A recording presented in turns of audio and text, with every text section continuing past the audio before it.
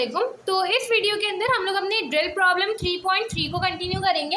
Given the electric flux density, आपको D की value given है। डी आपके पास बराबर है 0.3 R square A R, unit vector है इसका इन फ्री स्पेस। ठीक है, वैसे अभी तक जो शुरू के चैप्टर थे उसमें हमने फ्री स्पेस की बात करी है, बाकी किसी मीडियम की बात नहीं करी। तो ये आपके पास डी गिवन है। ठीक है, यूनिट वेक्टर से पता चलता है डी एक वेक्टर क्वांटिटी है। फाइंड ई, आपको ई फाइंड करना है एट पॉइंट। देखिए ई का आंसर आ जाए फिर आप पॉइंट्स पुट कर लिएगा। ठीक है, हमने एक फॉर्मूला पढ़ा था, मैंने आपको बताया था एप्सिलॉन नॉट ई। जब भी आपको डी गिवन हो या ई निकालना हो या ई गिवन हो डी निकालना हो, आप हमेशा यही फॉर्मूला यूज़ करेंगे चाहे कोई भी सिस्टम हो। ठीक है, ये हमारे पास स्पेरिकल सिस्टम है। कैसे पता चला? R square, R theta phi, ये सब आपके पास स्पेरिकल सिस्टम में होता है। इसी तरीके से डी में देखें, डी में भी आर मौजूद है। तो सिंपल ये आपके पास स्पेरिकल सिस्टम है। आपने क्या करना है, ई की वैल्यू निकालनी है। ई आपके पास बराबर हो जाएगा, ये यहाँ जाके डिवाइड हो जाएगा, D divide by epsilon not. D की वैल्यू क्या है? 0.3 आर स्क्वायर ए आर। ठीक है, एप्सिलॉन नॉट की जो भी वैल्यू होती है आप डिवाइड करें, आपके पास आर स्क्वायर अभी भी इस इक्वेशन में रहेगा। तो आर की जगह आप क्या पुट करेंगे, इस पॉइंट पे निकालना है। इसमें से आर देखें 2 है आर। ठीक है, 0.3 और ये हो जाएगा 2 का स्क्वायर एप्सिलॉन नॉट। इसका जो भी आंसर आएगा इंटू ए आर का यूनिट वेक्टर। ठीक है, तो आंसर आ जाएगा इसका हमारे पास 135.5 ए आर। आप बोलेंगे ए आर को क्यों नहीं चेंज करा? भाई ई का भी यही वेक्टर होता है हमारे पास, यूनिट वेक्टर ई का भी होता है, क्योंकि ये भी एक खुद एक वेक्टर है। तो आप इसको मैग्नीट्यूड में और जो है ना इसमें ला के कुछ आपको नहीं करना। सही है, तो ये हो जाएगा ए आर सिंपल, और ये आपके पास इसका आंसर आ गया। इस पॉइंट पे निकालना था, बाकी थीटा और फाई की हमें नीड ही नहीं पड़ी, क्योंकि डी की इसमें ही इक्वेशन में आर ही मौजूद था। सिर्फ थीटा और फाई मौजूद होता तो मैं उसकी वैल्यूज भी पुट करती। ठीक है, अब हमें सिंपल बी पार्ट करना है। Find the total charge within the sphere R equals to 3। एक स्फीयर है जिसका रेडियस कितना है भाई? 3 है, और आपको उसके अंदर का टोटल चार्ज निकालना है। अब मैंने आपको बोला था जब भी क्लोज सरफेस की बात होगी वहाँ पे गॉस लॉ आ जाएगा आपके पास।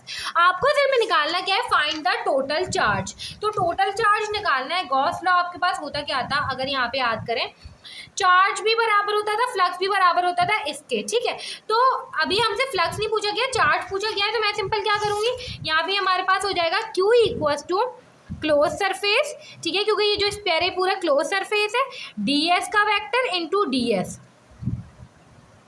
स्पेरिकल सिस्टम मौजूद है। अगर आपको यहाँ पे ds की वैल्यू d नहीं मौजूद होता ना, ठीक है, तो आप इसको निकालते। कैसे निकालते? स्पेरिकल सिस्टम का d क्या होता था आपके पास? स्पेरिकल सिस्टम का d आपके पास ये होता था, हमने निकाला भी था, q ओवर का 4 पाई आर स्क्वायर ए आर, नीचे निकाला भी था ड्राइव करके।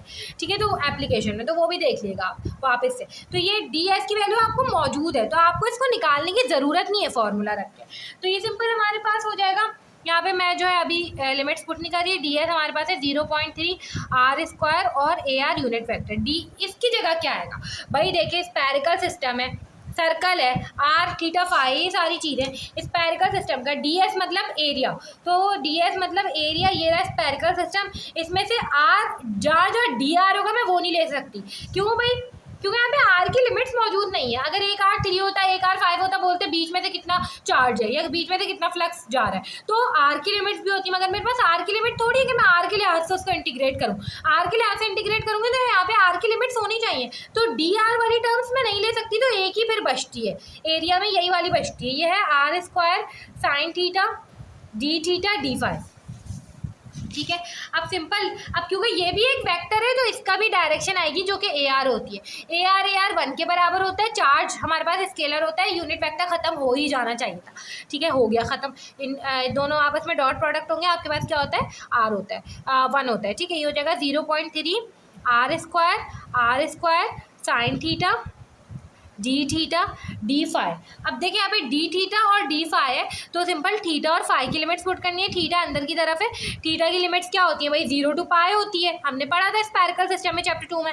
फाई की लिमिट्स क्या होती है? 0 to 2 पाई होती है। ठीक है, अगर कभी उल्टा हो जाए तो देख लेगा, मुझे याद नहीं है। तो इस तरीके से करके हमारे पास ये हो जाएगा। आपने सिंपल जो है इसका आंसर निकालना है।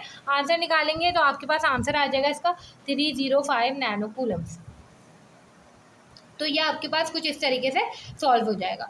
यही सेम काम आपने सी में भी अप्लाई करना है। यहाँ पे बस R4 दिया हुआ है और यहाँ पे फ्लक्स पूछा हुआ है, तो फ्लक्स के लिए कुछ अलग थोड़ी होता है, ये फ्लक्स भी तो होता है। यही क्लोज सरफेस वाला आप जो है फॉर्मूला अप्लाई करेंगे। तो ये काफ़ी सिंपल क्वेश्चन था, इसमें कुछ इतना ज़्यादा ख़ास नहीं था। बस आपको ये याद होना चाहिए था कि क्लोज सरफेस के लिए हम लोग क्या यूज़ करते हैं, इलेक्ट्रिक फ्लक्स हो या चार्ज हो, एक ही बात है। ठीक है, दोनों में एक ही चीज़ है, बस यहाँ पे आर की जगह हम क्या पुट करेंगे, यहाँ पे आर की जगह 3 पुट करेंगे। ठीक है, आर की जगह 3 पुट करेंगे और अगले सवाल में आर की जगह 4 पुट करेंगे। आपके पास एक जो कांस्टेंट आंसर है वो निकल के आ जाएगा। तो इस तरीके से हमने ड्रिल प्रॉब्लम 3.3 देख लिए। आप इसको पूरा खुद से सॉल्व कर लिएगा। अब हम जो आगे की ड्रिल प्रॉब्लम्स होंगी वो नेक्स्ट वीडियो में देख रहे होंगे।